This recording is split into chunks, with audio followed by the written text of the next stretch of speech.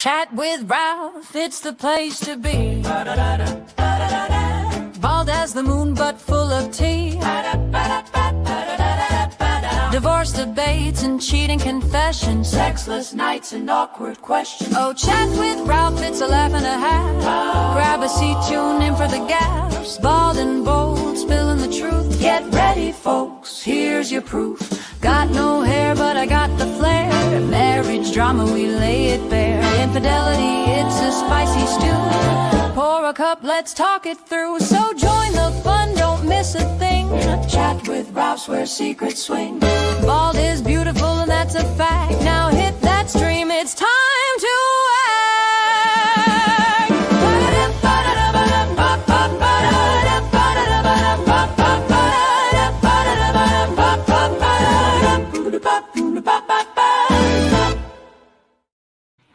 That never gets old. That's my AI-generated intro music that I made, and I just laugh like a silly girl every time I play it. It's hilarious. How are you guys doing today? I hope you're doing well. It's your boy Rafaelito back once again for another live. It's been a little while since I've done one of these. Find myself saying that a lot. I need to do these more often, but lots going on. Last week was my 50th birthday. Yay me. And this week was Thanksgiving, so a lot going on. Busy with family, friends, all that good stuff. Did a little surprise getaway with the wifey in Austin, Texas last week. That was a lot of fun. Went to a concert. We saw Queens of the Stone Age and went to the what's that called? The Mothership Comedy Club there, Joe Rogan's comedy club in Austin. Had some good food, just all kinds of fun times with the wifey there. So good to be back with you fine folks. For those that don't know who the hell I am, my name is Ralph. I wish it was something cooler.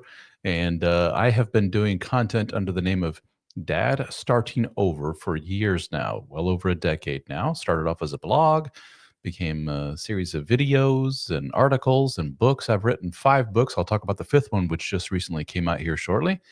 And we created a larger community organization, rather, called Help for Men, as the little sign there next to my bald head says. You can learn more at helpformen.com. And we have a private support community just for men. Pardon me, a little gassy today, under Help for Men, called The Brotherhood. And you can learn more at helpformen.com/join. It is just for men.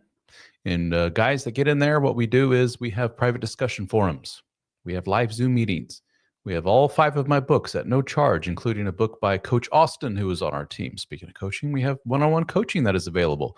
If you're a member of the group, it is way, way cheaper than if you're just average Joe off the street. In addition to that, we have courses, some of which are free, some of which are a lot cheaper. Big discount, again, for members. What else we got going on? We get together in person. We have annual conferences in the U.S. as well as in Australia. In our annual conference, we call them BroFest, and the next BroFest is coming up March 27, 28 in Louisville, Kentucky, and you can learn more at brofest2026.com. Check it out, brofest2026.com. Myself, Dr. Robert Glover, author of No More Mr. Nice Guy, will be there. Lauren, the Dadvocate. A lot of you are fans of Lauren. Lauren has a big social media presence. She will be there with us. Adam Nissenson, what's his brand? The Betrayal Shrink. So he talks to guys that have gone through betrayal, like being cheated on. He also is a specialist in sex addiction. So check it out. I had a giant boost of guys that were viewing me there for a second, and then it all just went away. I don't know what I said. Probably selling stuff too much. Sorry, guys, but all the shit you see behind me doesn't pay for itself. So check it out, brofest2026.com, as well as our group, The Brotherhood, helpformen.com/join. I see a lot of guys that join these lives, and thank you guys for joining me here today. I'll get to the comments here in a bit. We have a lot of gentlemen that I see in the comments in my videos. Guys that email me on a regular basis, message me on Facebook seems to be the main place that a lot of people message me. I see a lot of the same messages from guys, a lot of the same names coming up over and over again. Gentlemen, if you are one of those guys, you probably need more men in your life. Guys that you can bounce ideas off of, guys that you can talk to on a regular basis, comparing notes, guys that you can open up to, that you feel safe opening up to.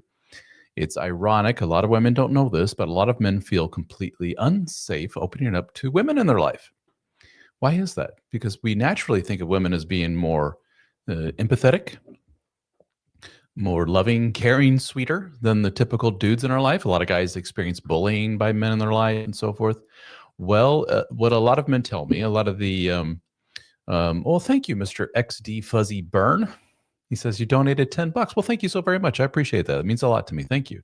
That's for the guys in YouTube. You are able to give a donation, but thank you. I appreciate that. But for a lot, back to what I was saying, we have a lot of guys that tell me that they have been in relationships with women in the past and have been hurt by said women. And when you get down to when did the hurt occur, so to speak, by the man's estimation, it was when he opened up and he was vulnerable to the woman. So he may say, listen to some past trauma that I have, or he may get a little weepy because he had a bad day at work or whatever it may be. And the woman in his life, who, because he's very anxious, he's usually with a very avoidant woman, is just like, ew, yuck, I don't like emotion, get away from me. So he hears that once or twice, lesson learned. In his mind, women don't take vulnerability very well. Therefore, I can't be open and vulnerable and show a, quote, weakness, which is another word for humanness. It's very real humanity because we're all weak at baseline. And so he feels more comfortable opening up to men. So that's why we have fraternal organizations. That's why we have all these men's groups like our own. And there's the link at the bottom there. You can see helpformen.com/join, helpformen.com/join. I don't know what that means. It's me, Soturo Gojo. I don't understand that. I don't know what any of that means. So I'm not going to read it out loud because I don't know. Yeah. Anywho. And then Jack here says in the comments, we were also betrayed by our mothers, aunts, grandmothers, etc. Sure. Yeah. Some of you have bad experiences with women in your life. Maybe your particular flavor of dysfunction in your family is such that all the women in your life are kind of toxic in nature. You know, when I think back on my own extended family, that sounds familiar. So we just, for whatever reason, learn maybe it's safer to open up to men, especially like-minded men who gather together solely for the purpose of talking about this kind of stuff. And this kind of stuff, by that I mean relationship-oriented stuff. You may be talking about infidelity. You may be talking about the old dead bedroom thing. You may be talking about, just the difficulties of dating or the difficulties of maintaining a long-term monogamous relationship with a woman. All these things. This isn't typical coffee talk, or when you get together over beers with a guy, your typical dude in your life. You don't talk about this kind of stuff. But in specific groups like ours, the Brotherhood, yes, you do talk about it. So helpformen.com/join.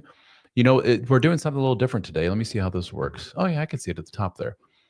My software here that I use is called StreamYard for some of my fellow nerds out there. And they are allowing me to send this out live via vertical, I guess you could say, portrait mode on YouTube. So if you scroll through shorts on YouTube, you can see some live. So we may have some people that are like seeing me live on YouTube that have no connection to me whatsoever. So hello, strangers out there. For the vertical guys, I'll see the link above me. For the rest of you guys, you'll see it right there below me. That's the link to our Brotherhood group. We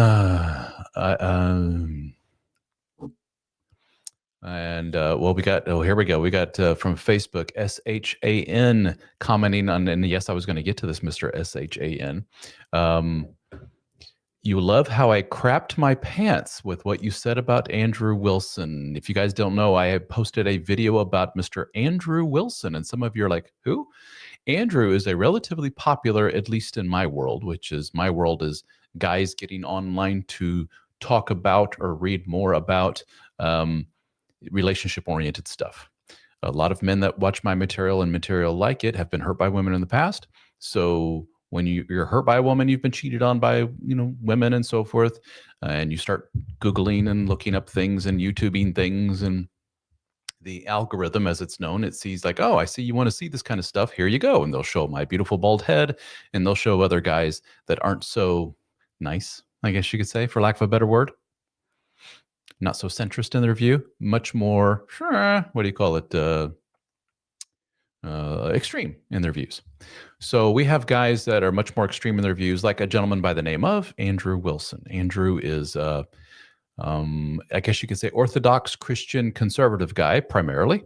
And by virtue of his orthodoxy, Christianity, he talks a lot about relationship-oriented stuff, marriage-oriented stuff.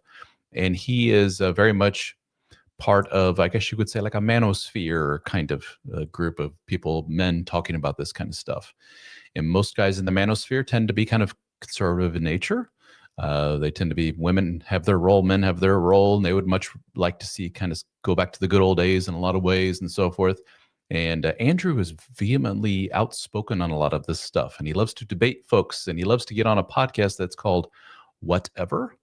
And Whatever is a podcast, youngish, probably like 30-something-year-old guys. Andrew, I believe I don't know if he's close to my age, 40-something. I'm 50, so I assume he's closer to my age. He's got the salt and pepper beard and hair and all that stuff going on. And SHAN, your continuing comments here on this, obviously I touched a nerve with Mr. SH and guys like SH, because I created a video all about Andrew, because Andrew made the airwaves here recently. That's a very old school term. Andrew is showing up on a lot of people's news feeds here recently, but not for a good reason. He's only 40. I'm not insulting Andrew. I thought he was older than that. I'm sorry. So he was on this Whatever show. And I keep getting sidetracked. I apologize. The Whatever show is basically youngish guys. You bring a lot of young women, not the brightest bulbs, let's be honest. When you look at a lot of these ladies, a lot of them are kind of ditzy. And so you put a lot of ditzy 20-something gals in a room, and basically they will spend, no bullshit, guys, 5-6 hours during a live stream, which they record and you can watch again. Basically, picture all guys on one side of the room and girls on the other side, and all the guys are kind of looking at each other like, can you believe these dummies? That's the tone for a good 5 or 6 hours. To me, sorry guys, I know it's subjective, not the most entertaining thing in the world. I sit and try to watch it for a good 5-10 minutes, and I'm like, this goes on for 5 or 6 hours, seriously? Andrew's often on that show, and he'll get very frustrated as a conservative dude on the other side going, dumb women, can you believe them? And he loses his top often. Now, back to Mr. What are you talking about? SH, there he is. And then we have another one that got pissed off here. He was good, and then he left. Mr. Dragon? Dragon? Whatever. But anywho, so Andrew goes on this Whatever podcast. He'll often do the one-on-one debates with somebody. He'll get very angry. He talks a lot about politics, which I detest politics. I don't want to get into that. And but he had a gal on there here recently who is he called her the D word for lesbian, which I'm not going to repeat because I don't roll that way. Sorry guys, if you're into that, whatever. But he used some derogatory terms and referred to her as being a lesbian and so forth. So I assume she is gay. Somebody in the comments said she's not. So what a weird thing to say to somebody who's not. But anyway, they were going back and forth, and he was getting so frustrated with her. And he said that, no matter what I say, I'm never going to convince you. And she's like, nope, you sure won't. And he's like, I think it's because you're just stupid. You're just a stupid person. Not a nice thing to say. And so she's like, oh yeah, watch this. And she pulled out of her back pocket a little bit of information about Andrew that, in my mind, he should have listened to her and said, yeah, so I don't understand where you're going with this. But instead, Andrew freaking blew up, and he just laid into this woman, called her every name in the book and this and that, you stupid. And she was just like, oh God. And then Brian, the host in the background, he's like, oh God. It was so visceral that it went, I guess, viral on the internet. So I had to create a video out of it to capitalize on the popularity of it. There you go. So I normally don't talk about that kind of stuff, but it was interesting because the reason I brought it up, let me get rid of this little banner here. The reason I brought it up was because it's somewhat correlated with some of my content that I've been putting out here recently, and a book that I've been putting out here recently. Watch this. The book is called Rebuild, The Complete Guide to Starting Over as a Man. And I'm bringing it up because in this book, I talk about values in your identity as a man and how that is the foundation and the building blocks of everything. So we have guys that are like dating, let's say, and they're like, oh, all these girls that I'm meeting, they all say this and that. And it's like, it doesn't mean dick if you're a guy who has a strong sense of identity and a strong sense of values, because when you're and a sense of abundance when in life, including romance. So when you're dating a woman, for example, and she says something that's really against your values, you're just like, oh, we're not a good match. Shake hands. It was a pleasure meeting you, and you go about your business. But if you're on shaky ground with the foundation of who it is you are and your identity and your sense of values, all these little things in your life just really rub you the wrong freaking way. So you're with a girl and you're on a date and she's just amazing and she's beautiful and she says something that goes against your values politically, socially. Maybe you're not a drinker and she's suddenly getting a little tipsy at dinner or whatever. You just say, hey, it was nice meeting you. Instead of getting so pissed that she's going against your values, but you give her another chance and you go on a second and third and 10th date and she's still not up to your values and you're blowing your top and you get on the internet and you go, can you believe all these dumb broads? If you have a strong sense of who you are, that kind of stuff doesn't matter. So back to Andrew. Andrew's on this whatever show, podcast. He's debating the, I presume, younger gal. And she says, Andrew, your wife, in her words, and she used these words on purpose to get under Andrew's skin, has 3 baby daddies, which is another way of saying she has 3 different men in her life. I think Andrew was one of them. By the way, I don't know the particulars. I don't give a shit. It's not my business. It's between Andrew and his wife. And apparently, Andrew's wife has had children with 3 different men, including Andrew, I believe. If I'm Andrew, I go, yeah, and? But this Charlie pulled this out of her back pocket because she knew it would get under Andrew's skin and it would be a low blow because he hurt her feelings. And she was right. And he just blew up. Which shows what? Psych 101, guys. Don't take my word for it. Ask anybody who's dealt with human beings, psychology, psychiatry, therapists, whatever it may be. If you go to someone and go, oh yeah, Ralph, well, you're bald. And if I blow my top and I start throwing shit around the room, like, oh, Ralph really is bothered by his baldness. I hit below the belt. Ralph doesn't take kindly to this. Versus me going, yeah, no shit, dummy. Your eyes work. I'm bald. Like, I've been that way for years now. I don't know what to tell you. 20 years this way. What can I tell you? I've gotten used to it by now. So,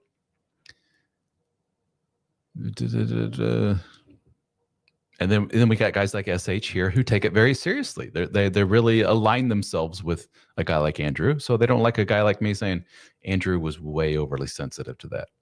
It shows that really bothers him. It shows that probably in his mind at baseline, I keep using that term. It's one of my little verbal crutches there. At baseline, maybe he's bothered a little bit by that. Like, yeah, my wife did have 2 previous relationships. I don't know what the particulars are. I assume married. I don't know. And she has 2 different kids. Now, why would that bother Andrew to the point of blowing up like that? To the point where all of the internet is like, holy shit, look what this guy did. Is he being a hypocrite with that? Case can be made. Yeah, that's the point that Charlie was making. Dude, you're a bit of a hypocrite. Why? Andrew has had some, Andrew and the Whatever podcast and other podcasts like Andrew. It's not him in particular, so maybe it's not fair, but he has kind of aligned himself with a certain genre of people. One of the mainstays, one of the staple points made in his world and in the world in general is one of single mothers are the bane of our existence, basically. That if you want to have a bunch of children that turn out poorly, just have them raised by a single mom. If you want to introduce your world and make your world chaotic, and what these men say is, then you date a single mom. If you know what's good for you, you will steer away from them. And I did a little bit of Googling, a little bit of YouTube searching, and I found Andrew saying exactly that. In his defense, though, he has brought up his stepfatherness a couple times that I saw in some videos. But I don't know if the cognitive dissonance or what it is, but he hasn't properly addressed, like, how can we balance you are one hand saying that what your wife was back then, apparently once, twice, as a single mother, twice, meaning she had children by 2 different men in previous relationships. Was she toxic then and toxic then again? And then you met her and you detoxified her with your manliness? How does that work exactly? He needs to kind of address that, I guess, and address it in a calm, manly, adult way, not in a way where you blow your top, throw fit, call the woman derogatory bigoted terms that going against her sexuality. I don't even know if she is a gay woman or whatever it may be, but I'm the type that I don't care. Whatever, gay man, woman, we're all brothers, sisters. I really don't give a shit. And to use that as kind of an insult shows that Andrew's kind of a dipshit. Sorry, guys. If you align yourself with that and you're the type that throws those kind of words around and you like to insult men and women because of their sexuality or race or whatever it may be, you may kindly leave. I don't need that kind of people in my life. I don't need people like that in my audience. I don't need people like that buying my books or whatever. So please don't. If you align yourself with that and you're like, yeah, I like that Andrew said that, go F yourself. Basically is what I'm saying. I don't need you in my world.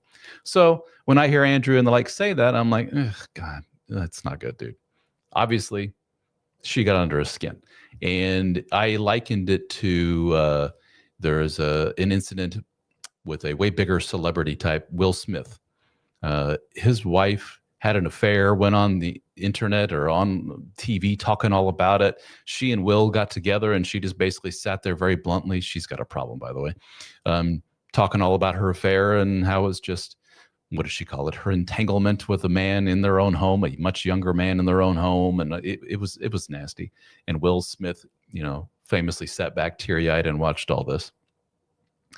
And the whole of the internet basically saw Will Smith being belittled like that by his wife and made fun of him for it and drug him over the coals. And that picture of him being weepy became viral. There's old weepy Will Smith as his wife's talking about, yeah, so I screwed a guy in her house and all this other stuff. Later, here comes Chris Rock in the Oscar ceremony making a little joke about his Will Smith's wife's baldness, ironically. And Will Smith got up, got out of his chair, walked over to Chris Rock on live television for the whole world to see and smacked the shit out of him. Instead of like, dude, ease up on the wife stuff. Instead of saying like, don't do that, dude. And he blew his top. And everyone basically at that point said, yep, Will Smith's over. He's done. He showed us that he's a little baby. He can't control his violent temper and all this other stuff. That's kind of Andrew's little moment like this. Flames says he has seen me on the sex offenders list. You know how to respond to that? Why exactly? Did your wife ever tell you you are stupid, just like your father? Okay, I don't know what that means either. Okay, SH, you're in the hospital and your liver is failing. And so, SH, you obviously got some stuff going on too. I'm sorry to hear that, brother. I hope you get better. Even with all the negativity you're posting here, obviously you're going through something, much like Andrew's going through something. I'm sorry, that was a little bit of a jab. But it sounds like you're going through liver failure. So I'm sorry to hear that. You are jaundiced, my friend. So if you're drinking, it's time to stop doing that. If you're taking something, your liver's saying no more. I'm not a doctor. I don't know why I'm going down this road, but I wish you all the best, brother. Jack Lumen said you dated a few single moms before you got married nearly 27 years ago. My experiences were poor, and my wife understands that. Sometimes she understood it better than I did. Okay, all right. I can see that I'm hitting a whole new audience here because the comments are lighting up from YouTube. Welcome, everybody. Thank you so much. Appreciate it. Oh, I'm sorry to hear that, brother. So you have cancer. Oof. Wish you all the best. All of us send our healing vibes to SH. There's your healing vibes. Hope you get better, brother. Cancer sucks. I've lost some good people to it, and I've known some people who have recovered beautifully from it. So let me all right, how do I do this? Okay, anybody else? So with that aside, let's get the Andrew Wilson stuff out of the way, shall we? But anywho, that's just the viral topic du jour, and that's why I spoke on that. So does anybody else have anything else to talk about? My book, Rebuild. This book, for the first time ever, I finally have a book that has outsold my most popular book, The Dead Bedroom Fix, which is about sex and marriage. So this book, Rebuild, is outselling The Dead Bedroom Fix. Holy shit, finally. So let me bring up the little address for that one here. You can learn more about it at readrebuild.com. That jumps you to our Help for Men website. Or you can look for this, Rebuild, on Amazon. You can get this in paperback, which is what this is. I also have a hardcover copy. I don't have a copy of it here. I've ordered some for myself. And the ebook or Kindle versions also on Amazon, or you can download a PDF copy of this book from our website. Audiobook. I know a lot of you are asking about that. Audio is coming up, pardon me, soon on Audible, Apple, all these websites. Spotify. If you're a Spotify Premium member, you'll be able to download it there. All my other books are available on Spotify Premium, Audible, all the rest. But this one, Rebuild, is available in audiobook format for our members of the Brotherhood. Guys, helpformen.com/join. You can get this now in audiobook format, as well as all my other books in audio format, as well as PDF format at no charge to you if you are a member of the Brotherhood. But for the rest of you, you got to wait. I'm sorry, I don't know when it'll be available on retail. I've already submitted it. It sometimes takes like 3-4 weeks for it to show up. It's all on them. They got to decide how much to charge for it, and they got to do all their stuff, and it takes forever for Audible and those guys. So I'm trying, guys. It'll be out there soon.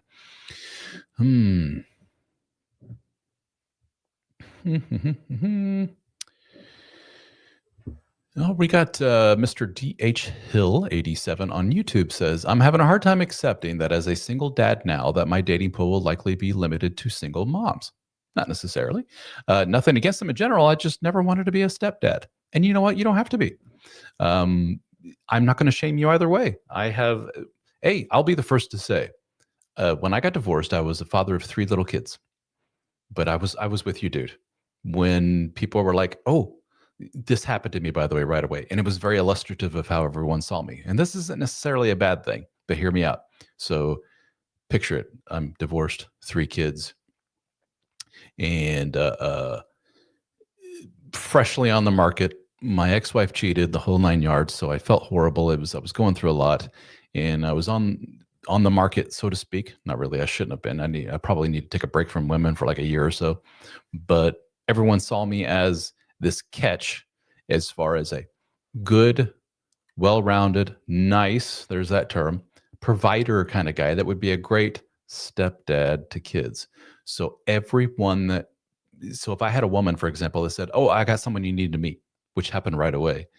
They all had like 5-6 kids already. And my reaction initially was, I don't think so. No, thanks. Now, I looked at it as that just sounds like a headache, because I was already a single father to 3 little ones. Why do I want to add more to the mix? That's how I looked at it. I didn't necessarily look at it as those women are damaged or bad news because of. It sounded like a headache to me. Like, oh, no, thanks. So I get it. With that being said, I eventually dated, I think pretty much every woman I dated, with the exception of one, had kids. And I don't know if it's coincidence or not, but that one eventually became my second wife. So I dated for 3.5 years what would become my second wife, Natalie, and then we married, and she had no children of her own. There you go. So I get it. We got Tim talking about no audiobook. I just mentioned Tim. I think, well, I was blabbing, you left that, but audiobook is coming, and it is available to members of our Brotherhood, helpformen.com/join. So DHL says you also looked at the divorce stats, and you think, why would I want to get involved with someone who probably blew up their last family? Good point. So you're saying statistically, when you look at, here are women who have been divorced, it is probably them who said, I want a divorce, right? That's not fair. It's probably them who went and filed the paperwork. Sometimes it's the 2 men and woman say, this ain't working. Yeah, you're right. It's not working. Let's get a divorce. Sure. And they both sit and wait and go, who's going to go to the courthouse and get the process started? It's usually the woman who does. And it's usually the woman who initiates the process to begin with. So you're looking at that going, obviously she has the potential, or she has a history of being the one to say, I'm out of here. Why do I want to be the next statistic, right? But DHL, let me push back on that a little bit, if I may. You're also looking at dating as marriage, or you're looking at that as a gateway to marriage. And I say to a lot of guys, you're putting the cart way before the horse, dude. Just get out there and meet people. Have fun with them. They may not even get romantic. It may just mean I meet a woman and she's really cool, but we don't click in that way, and that's fine. She's just, after that point, she's just kind of a casual buddy. Maybe we meet for coffee a couple times and that's it. Just to maybe there is something here. No, not really. I don't like her and she doesn't like me. Oh, well, that's cool. But a lot of guys approach the dating world as potential lifetime mates, which there's some validity to. Some people call that like dating with intention. Like you're going out there with a purpose. You're not going out there just to waste time. No, I'm going to find Mrs. Right, damn it. I get it, but to me, that's a little, maybe unhealthy is not the right word, but especially for a freshly divorced guy, it's like putting the cart way before the horse. Just enjoy your time with them. Now, if you're like, there's always the potential for that to happen, and I don't even want to go down that road. I don't even want to think about it. I don't even want to meet them. Maybe you know yourself better than anybody, and you realize, no, I tend to fall in love really fast, and I tend to want to jump into a relationship real fast. Well, then if that's the case, then yeah, maybe you do need to cool it and take a break from dating, period, especially women who have 6 kids and everything else, because, you might be getting into something there. Shadow Band says, I got 5 baby mamas and I only pay child support for 2 of them. Yay, I guess.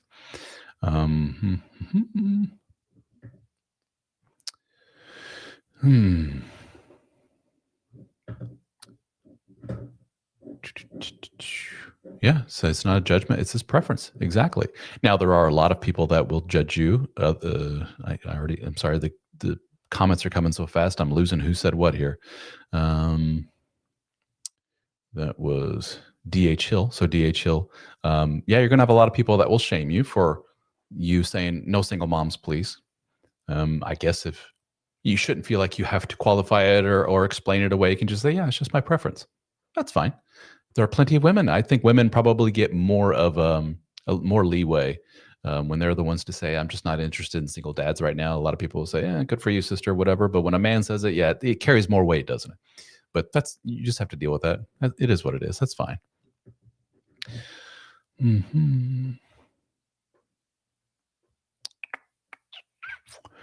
And then, like, for example, Carla here. Miss Carla says, Carla's a regular follower and commenter on my material. Hello, Miss Carla. She says, he doesn't want to be a stepdad. Well, maybe a woman doesn't want to be a stepmom. How can you be a single father and judge a single mother? I think, Carla, he would come back and say, it's not necessarily a judgment. It's not all single moms are bad. It's just like, for me and the position that I'm in life right now as a single father to X number of kids, no, I don't want to intertwine myself with another person and, possibly a mixed family and have to deal with conflicting kids' schedules and all this other stuff. It may be logistical nightmares. It's like, I just don't want to go down that road. That's fine. We don't want to shame people for going down that way.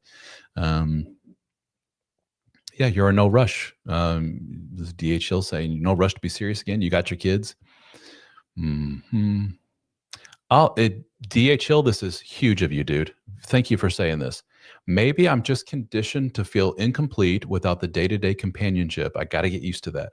That's very big of you, dude. You're exactly right. That is a lot of men and women, both fresh out of long-term 10, 20 some odd year relationships. They're so used to having a life partner, someone to wake up to in the morning, even if the marriage was like really dysfunctional for a long time.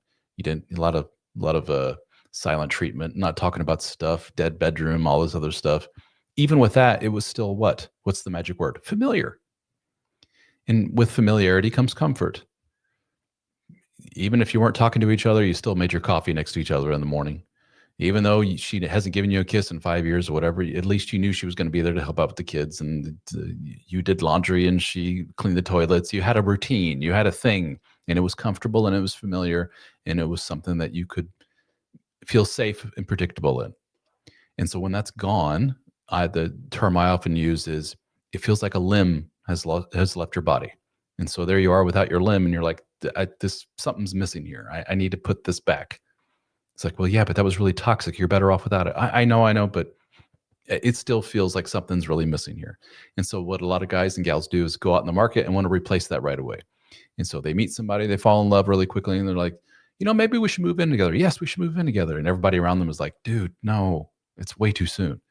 He's like, no, you don't understand. She's perfect. This is great. This awesome about her. That's awesome about her. We're 2 peas in a pod, soulmates. And like, oh shit, here we go. And then sure enough, what I was going to say, like a year later, it usually doesn't even take that long. All hell breaks loose, chaos. And you realize they were just trying to heal a wound. They were trying to fill a void. No pun intended. Trying to complete themselves, validate themselves. They don't love themselves all that much. They don't have a sense of identity and who they are. Maybe they should have read this book, Rebuild, The Complete Guide to Starting Over as a Man. Read rebuild.com. Because they're trying to feel whole via other people. They're trying to get that validation, that sense of completeness by having somebody else in their life, even if deep down in the back of their head somewhere is that little voice screaming, "Don't do it, dude. Take your time. This is too soon. We just got divorced. We just broke up with this last wife. Let's just cool it with this." Even hearing all that, they're like, "Nah, I'm still going to go ahead." Why? Because right now this woman makes me feel amazing, and she's filling a void. That's not a good foundation for getting into new relationships. Sandra says men date for sex. Not necessarily, Sandra. If love develops, then sweet. Others date for ego and fun. Yeah, so other men. Some men date for like filling a void, ego stroke. I like the validation of that love, and I love that new relationship energy of getting to know somebody, falling in love, hand holding, kissing, and all this stuff that just fills me with all kinds of joy. What man can't say that, right? Well, others, there are men in my audience. It's a relatively small subset of the men. Let's be honest, that are just like, I just want that physical intimacy. I just want to get laid. Those men exist, sure, but most of the men I talk to, it doesn't take long before you realize, no, they like the companionship and then talking and the hand holding and the schmoozing. Yeah, sex is part of it, sure, but not without. They want the sex, but with all the other stuff too. Sandra, is what I hear from a lot of guys. And then they take the date to the next step of, she's going to be my live-in girlfriend, and then we're going to get married. I mean, really quickly. We have a lot of codependent men out there, really, really quickly, and they always end up getting hurt. It's not good.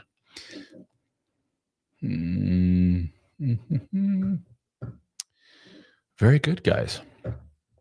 Anything else here, ladies and germs? I'm trying to think if there's anything else. I have been, sorry, I keep hitting the microphone. I don't know if that's coming across in the sound there. I've been on a lot of podcasts here recently. Getting a lot of attention and getting a lot of invites to be guests on podcasts. So guys, if you're a podcast host, keep them coming. But I did 3 or 4 this week, and I got more coming up next week. December's already all booked up with podcast interviews. I did, what are some ones here recently? Dangerous Man podcast. I just did one called Optimal Life with Nate Haber. Trying to remember some of the other ones I've been on. They're escaping me right now. But if you are following me on Facebook or YouTube, I typically post the links once they're posted. It's frustrating, but often when I do these podcast interviews, they don't post for like months later. I got one I just did yesterday, and he said it will be posted in June next year. I'm like, dude, okay. So versus I did one today and it was actually posted today, the Optimal Life one. So that's cool. So guys, if you see me posting those links, go check them out, listen to them, watch them on YouTube, whatever they are, give them a follow. And if you could leave them a review, that would be a big help. That's your way of saying, thanks for helping support Ralph, help for men, dad starting over. So let's give back to those guys however we can.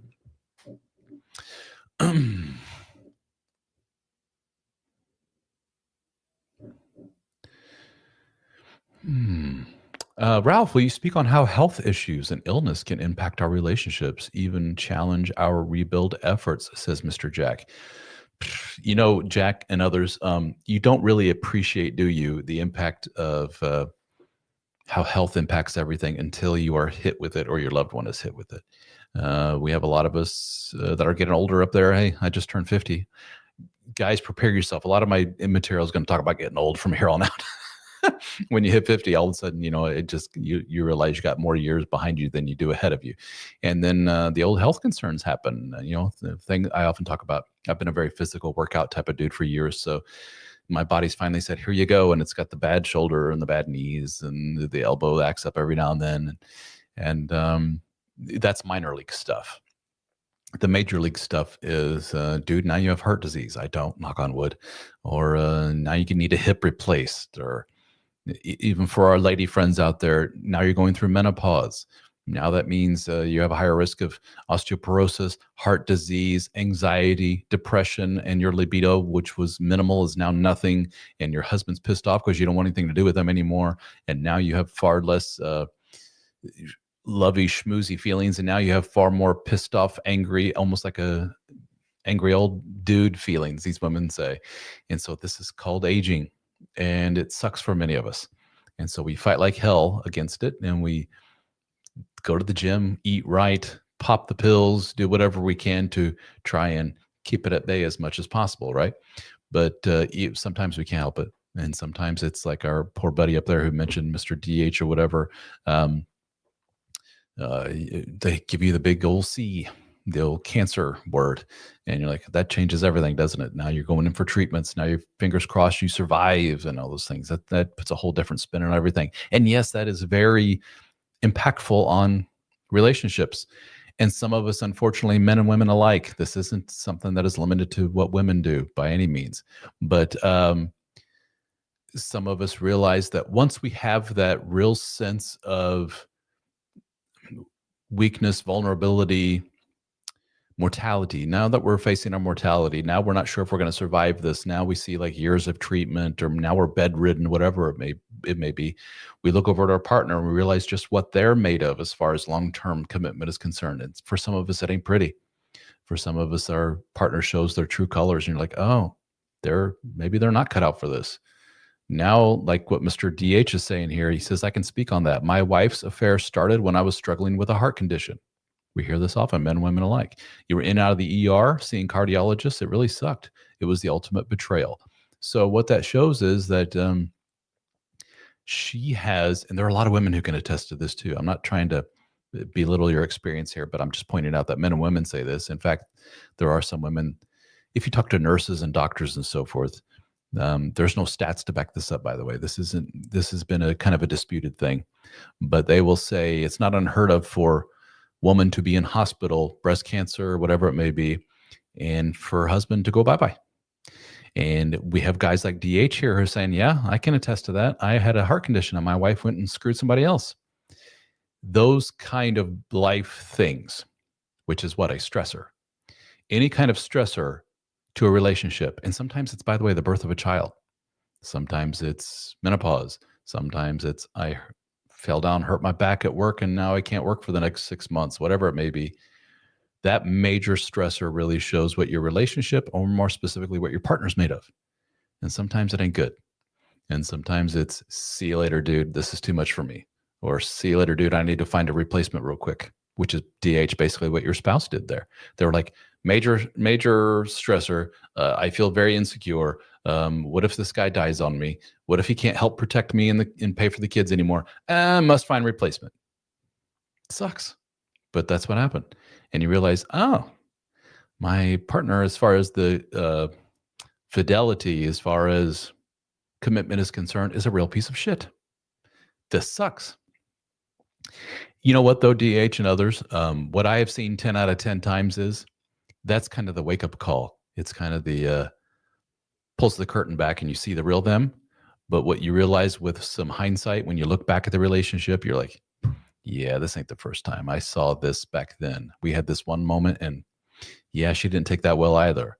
And then she always said this to me. She always said that to me. The writing was always on the wall, and I always ignored it, or I always belittled it and said, not a big deal, not a big deal. And then cancer, heart disease, somebody dies, a child's born, some major stressor, and then kaboom, the bomb goes off, and they're like, I'm out of here. And you're like, what the hell? But then with hindsight, you look back and go, yeah, I should have saw this coming. Been there, done that, guys.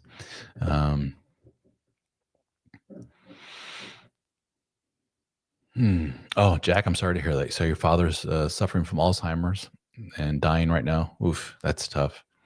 And you say your mom. It sounds like, Jack, via all your comments over the, can we say years now that you've been following me on these, that you have some not so nice ladies in your life, mom, siblings, and maybe past partners as well. I can't remember. And it sounds like your mom whines about his behavior, so she's not handling it well. Yeah, that's not good. And then you say, DH, you say absolutely right. Plenty of signs that you willfully ignored over the years. Welcome to the club, brother. A lot of us have been there. And you have to kind of take inventory of yourself and go, what is it about me that causes me to look past these very glaringly, obviously bad things? Why do I hang on to people that aren't right for me? Why? Because you can see where it gets you. In the end, you're all like, damn, this sucks. Here I am, and she left me. I saw it coming. I kept ignoring. Why do I keep ignoring? And the reason you look at that kind of stuff and take inventory of yourself is so that you can rebuild. How's that for a segue? You can rebuild into something better. Because if you don't do this work, let me bring up the banner. Where is it? Readrebuild.com. If you don't do this work, The foundational stuff of rebuilding from the ground up the right way, you know what happens, DH and others that don't go through that process? You end up doing it all over again. I'm telling you, man, I've seen it a million times. You're like, no, you don't understand. This girl's totally different. This one's way better. She's night and day different from my ex. And then years down the line, you go, fuck, I did it again. Sorry, language. Here we go. I didn't address this. I overlooked this thing. I overlooked that thing. It may not be the exact same thing as what your ex did, your new partner, but it's a different flavor of thing, whatever that thing may be. And it ends up biting in the ass because you're Mr. Pushover, Mr. Nice Guy. You look past things, whatever it may be. Oof, got to work on that stuff. And DH says, you're halfway through the book already. Awesome. Thank you so very much. There it is. I got a glare there from the light. There, that's better. The complete guide to starting over as a man. Will it focus if I do this? Come on now. No? No, it won't. Nice. It's supposed to. Oh, well. Rebuild. Read rebuild.com. Rebuild is my latest book. Very proud of this. This one took a long time to put together. So check it out, guys. And yes, the audiobook is coming, but it's available now for members of the Brotherhood. Why haven't you joined the Brotherhood yet, mister? And yes, I'm talking to you, guy watching this. helpformen.com/join. It's not, there is a cost to join, guys. It's a monthly fee, or you could pay annually if you want it cheaper, or you can do a lifetime, pay once and be done with it. In fact, we have oh man, I don't have a little banner for this. I can put it in the comments. Use code 50 for 30% off.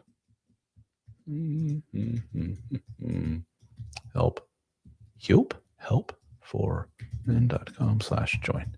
So if you go to join us on the Brotherhood and use code 50, which is in honor of my 50th birthday, it was good all this month. If you missed it, you'll get 30% off joining the Brotherhood. That goes for all those plans, the monthly or the annual or the lifetime deal. All get you the same type of benefits. We're not giving like more benefits for more money or anything like that. But again, to list the benefits of joining the group, all my books at no charge, no additional charge on top of your $27 a month fee or $270 a year or whatever it is for lifetime. I never remember. 30% off those, by the way. Those figures that I just gave you, take 30% off if you use code 50 at checkout. We have private forums. Us men talk about this kind of stuff all day, every day. Nobody else can see what you're saying. No women in the group. And then we have live Zoom meetings that I and others host every week. We have over 1,300 hours of meetings that have been recorded, and we have them available in a podcast format, if you will. You can listen to from your phone or from the website. You'll never run out of stuff to listen to. So all my books, the meetings, 1,000+ hours of audio for you to listen to, courses, coaching, we get together in person, all kinds of good stuff, guys. Check it out. The Brotherhood, helpformen.com/join. Y'all need to be in there. That's my one and only y'all for the day. All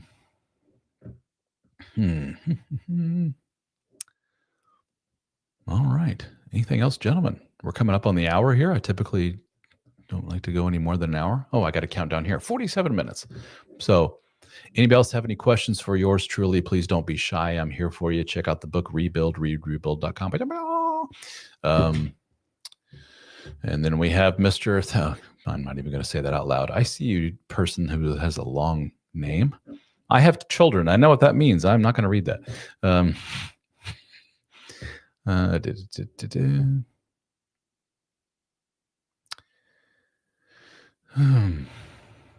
Okay, well, Alan, I don't necessarily think the average man would want to pay for sex.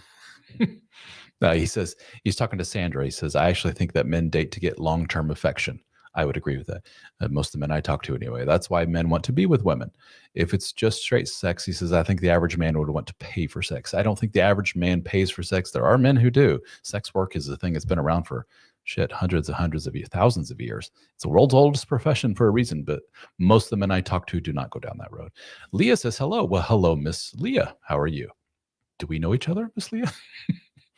Every now and then I get a, hey, Ralph. I'm like, do I know you? Benjamin says, this makes lots of sense. Well, thank you, Benjamin. I don't know what this is, but maybe all of what I've been blabbing about for the last 49 minutes. But thank you, Mr. Benjamin. Thank you for joining us today. Check out the Brotherhood, private group for men only. Would love to have you. Anything else, ladies and germs? I'm all yours. Let's hear it.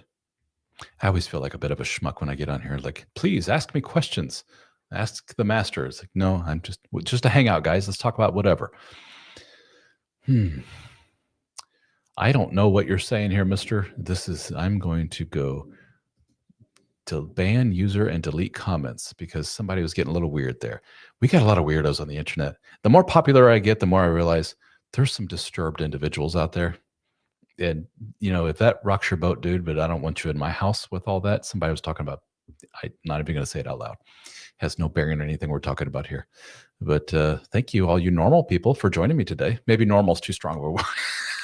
I don't even know if I fall under that category. Thank you, all you non-toxic individuals, for joining me today. I do appreciate it. I appreciate all of you for your support and liking these. And if you haven't given me a like yet, please do so. That always helps. That tells the Facebooks and YouTubes of the world. I'm also live streaming this on X, or Twitter as it used to be called. So hello, Xians, Twitterans. Alan is asking me, what do I think about the Gottmans' take on relationships? They have a lot of good stuff. The Gottmans been around for years and years. For those that don't know, older couple who puts out a lot of material all about relationships. They're most popular, at least in my world. I hear them often referred to because of they came out with the 4 horsemen of relationship apocalypse, meaning what they see as the 4 big things that cause the downturn of relationships. I don't know those off the top of my head. I shouldn't even mention it because I can't. Maybe somebody else can list them, but that's what I see them for. I don't have any issues with them. I think it's fine. You know what's bad about some of this material out there? It's not that the material is bad on its own. It's that people take it and it becomes almost like a religion to them. And like somebody will come to them and say, this was my experience and this is what's going on with me. And people will go, nuh-uh, because the Gottman said this. And you're like, okay, I don't give a shit what the Gottman say. This is my experience. Or no, my love language is this. It's like, what love language? And then you read up on love languages and you realize like, oh, somebody happened to write a book. And the book said, I've noticed that people tend to do things a certain way in relationships and how they like to receive love and give love. And I call those the love languages. It's not gospel. It's not like the be all and end all. And then people like me often talk about attachment theory and how some people are more anxious and some people are secure, and not many of us, it seems. And some people are very avoidant. And that's not the be all and end all of relationship talk either. It's just an observance and a way of applying labels to things that we see as patterns in behavior. That's all it is. It's kind of a way for us dumb humans to understand a lot of this stuff. So we put labels on it and call it attachment, call it love languages, and call it whatever. So it's not the be all and end all. If I could rewrite the laws to be better for relationships, what would you change? Oh, like the legal laws? I don't know. Everything at face value makes sense, which is the origin of a lot of these laws. It's a reaction to things. Let's try to right wrongs. It's just that I think interpretations of laws and so forth can go too far. And I'm biased in this because I'm a dude and I talk to a lot of dudes going through stuff. But it's a lot of financial stuff that I hear over and over again from men. It's like, why? Here's something I hear from a lot of guys. Why is it that I was cheated on? I provided for my wife for so many years. Yes, she was a stay-at-home mother for the last, let's make up a number, 15 years or whatever. But I gave her everything she wanted. I put all the kids through. I worked my ass off. I worked 80 hours a week. It was something ridiculous like that. The guy's like, worked. As far as he's concerned, this is his point of view. Working. Wife stays home with the kids. She's got the Mercedes. She's got the this and that. And then she runs off with the pool boy. That's always that's the stereotypical, you presumably lower income, lower status, quote unquote, for lack of a better word, dude. And she ends up screwing him and throwing away her family for this. And then what does the guy have to do? Pays out the nose and maybe alimony. That's a relatively rare thing. But definitely child support, and definitely in terms of here's half the house, here equity in the house, here's half my 401k, here's half the savings. I'll take half the debts, and if not more. And the guy's like, this is just not fair. This sucks. And I have to agree with him. That kind of sucks. But you have to understand, when you enter into a very legally binding agreement like marriage, and when you put parameters in place such as you stay home with kids, I go work, this is what you're setting yourself up for. The potentiality for that to happen. The potentiality, the right use of the word, it sounded good. But there are things such as prenuptial agreements. There are even a post-nup, which is now that we're already married, I want to go back and say, in case we divorce, I want this to happen. So there are ways to protect yourself. There are some legal ways to do so. Let me read Mr. Benjamin's here. Benjamin says, I'm going through a lot right now with a woman.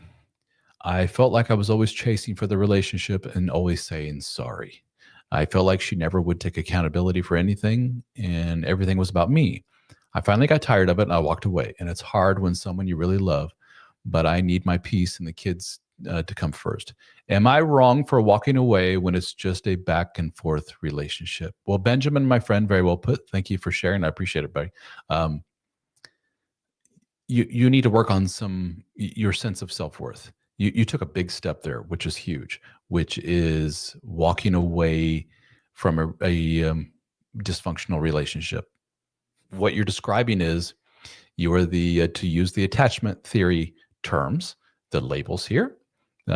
You're describing you are the anxious partner, the preoccupied partner. You're always chasing. You use the word chasing. You're always wanting her to do things right and to make some effort towards you as a couple. And she was always like, no, dude, no, just leave me alone. I'm filling in the blanks here because guess what? I don't know if you know this, Benjamin, but you represent basically my brotherhood group. You represent the majority of my audience. You're the anxious dude married to the avoidant woman, or you were. And you finally said, enough's enough of this horseshit. I think I need to move on from this. This is mentally debilitating to me. Emotionally, I feel like less of a man. This is a horribly dysfunctional relationship. Even though I have kids and all this stuff, I can't go on like this. Good for you, dude. So that was a big first step, but you still have the pangs, if you will, of your codependence, your anxious nature, which is like, I feel guilty for what I just did, which is understandable. You broke up a family.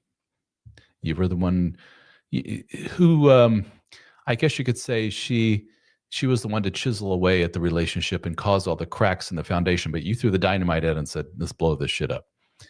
And I and others listening to your story, we don't know the full story. We don't know her side of the story. We're just taking yours at face value. But if what you say is the typical anxious person with the avoidant person, there's really not much you can do. It takes them saying, yeah, you're right. I got problems. I have problems with vulnerability and opening up to my partner. I do these things to keep people at distance. I need to work on me. I need to work on us. But with your a typical avoidant man or woman, that's very, very rare. That's what a lot of anxious people learn. And what it takes often is you to walk away. And that's going to come with a lot of feelings. And it's okay to feel those feelings, dude. It's okay. What you need to learn is the act of soothing yourself, learning how to cope, learning how to adjust, and learning how to, the words escaping me right now. You can learn more about all this in my book, Rebuild, The Complete Guide to Starting Over as a Man. You need to rebuild, my friend. You need to start from the foundation and work your way up. Because if you don't work on this sense of trying to always fix, taking on, feeling guilty for having feelings, feeling guilty, feeling shame for feeling love towards a person, not getting it reciprocated and feeling more shame. If you don't fix those issues, you're going to keep doing this to yourself again and again. And what you learn is that it's not just romantic relationships. This permeates all relationships in your life, whether it's professional, friends, whatever. If you don't fix that, you're going to keep doing this shit over and over and over again. So therapy is a huge thing, as well as books like mine, Rebuild, The Complete Guide to Starting Over as a Man. Check out readrebuild.com. Let me put that little banner up here. I wrote this book for a reason, guys. I went through this whole process myself. That's what this is. And this comes from years and years of talking to men, writing 4 other books, having meetings with men, one-on-one coaching sessions with men, talking to guys every day in my social media accounts and people direct messaging me. This is taking little nuggets of wisdom from all of these things and putting it in a book. Yeah, friend.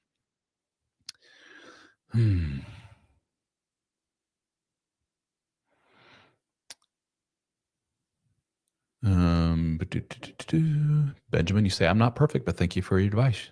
I have work to do myself. Very good, Mr. Benjamin. If you want to reach out, check out helpformen.com, join the group, helpformen.com/join.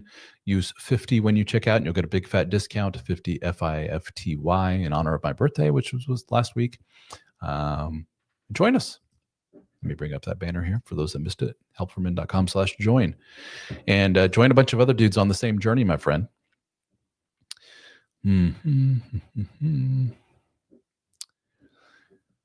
Mr. Allen says, Allen from Facebook, why does it seem to me like the woman is the one that can make, let me get rid of this call, that can make or break the relationship more than the man?